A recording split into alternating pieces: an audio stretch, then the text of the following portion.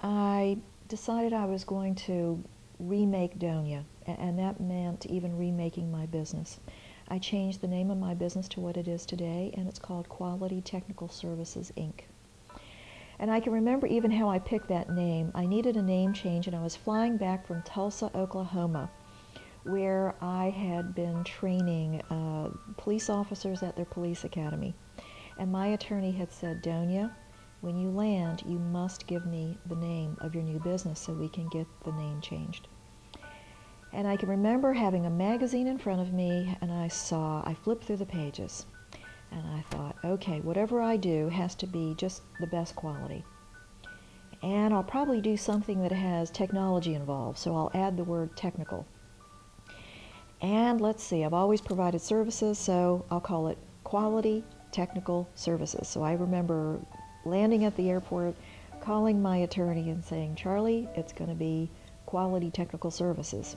He goes, what are you going to do? I said, I'm not exactly sure, but go ahead, and this is going to be the name of the company.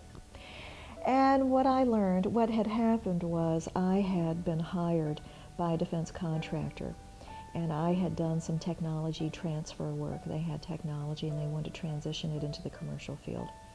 And after working with me, they said, Donia, you ought to go to work in the federal sector. And I thought, oh my gosh, no. You know, I've always been a commercial person. I can't imagine doing that. And they said, no, no, no, you do a great job. So to make a very long story short, I started looking at my sister and I thought, you know, she's doing all of this work, managing these big projects. It has to do with buildings, a little bit with construction and so on. And so I brought my sister in. Well, at the time, when you grow the company that we now have, and you are managing these big projects like a Pentagon renovation, that takes money.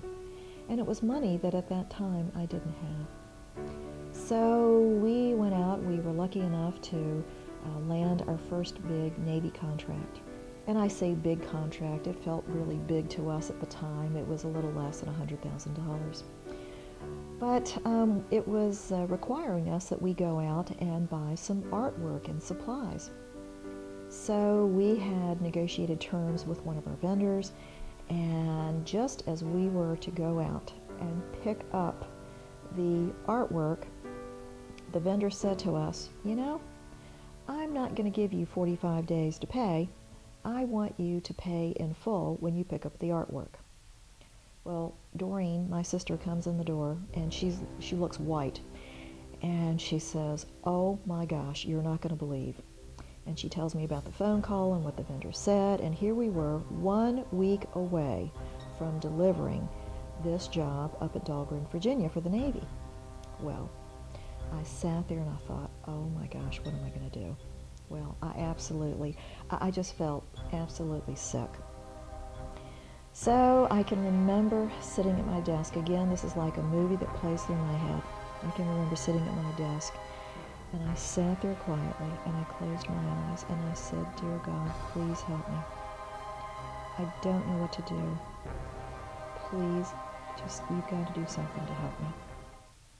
All I could think of was, if I default on this first contract, I don't have to worry about growing this business because I will be debarred. I'll never have another chance with the federal government.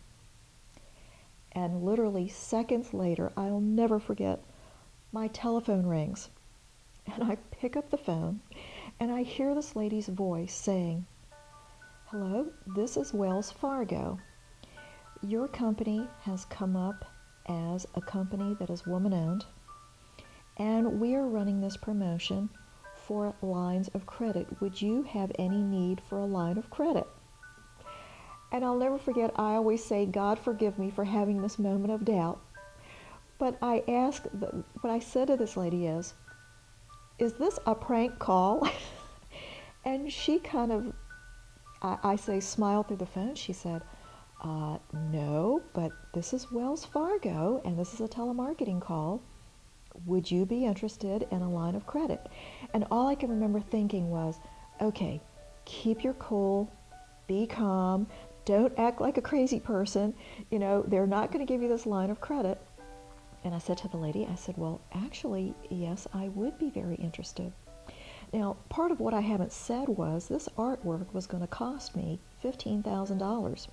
My line of credit was a $5,000 credit card. I didn't have a line of credit. And so she said, would you be interested? And I said, well, yes, ma'am, I would. Can you tell me when I would know? And she said, well, I might know something by tomorrow at noon. And I thought, this is great. So sure enough, the next day at about 11:30, she called me. We're going to approve you for $25,000. Well, I can't tell you how excited I was. And I can remember her saying, can you tell me how soon I might be able to draw from this? She said, well, we can send you some checks out in about a week. And of course, I'm thinking, oh my gosh, I've got to pick up this artwork. She said, or we could do an electronic transfer within probably a day or two. And to kind of close out the story, the next afternoon she called me and she said, you know, we've set up your account and the rest is history. We went ahead, we were able to pay for our artwork, we had a line of credit which got us through, and we were able to grow our business, and we went on doing really big jobs until we had to move forward with our next line of credit. And I'll never forget, it was a gentleman named Vernon Towler. He got back to me in 1 week's time and took a chance on my business, which enabled me to bring in multi-million-dollar contracts. And I will forever be grateful to Wells Fargo and to a man named Vernon Towler, who at the time was with SunTrust Bank. And that's how I was able to really grow my company.